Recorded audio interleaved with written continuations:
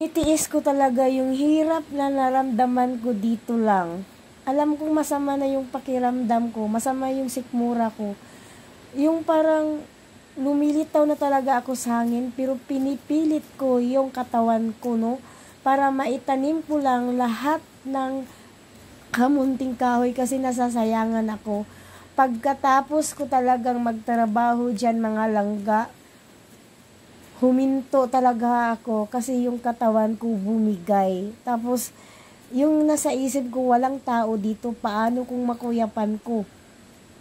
So, yung ginawa ko after ako nagbunglay dyan mga langga, nag-rest talaga ako at yung hihingi ka ng tulong bitaw na wala kang matatawa, wala ka talagang makikitang tao.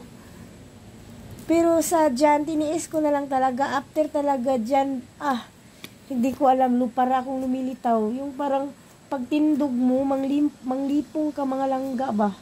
Pag tumindig ka na, nakatayo ka na after mong magbunglay, yung katawan mo parang nagsisertikol na yung paningin mo.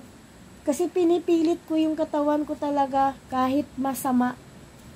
Kasi gusto ko dito kasi para may diversion ako sa naramdaman ko.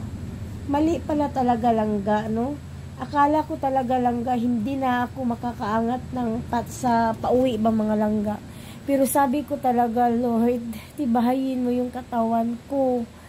Kasi kailangan kong bumalik sa taas para makauwi ako sa bahay. Ayun, pagkatapos ko dyan, nagre-rest ako. Umupo ako sa may bato dyan. Tapos, nung okay na parang pinahinga ko ng sarili ko na okay na ako. Slowly ako pataas, no? Naglakad ako para makaabot ako ng Pigiri. Pagkaabot ko ng Pigiri, pasalamat talaga ako kasi may bahay na dun eh. So, kung anong mangyari man, tatawag na lang ako.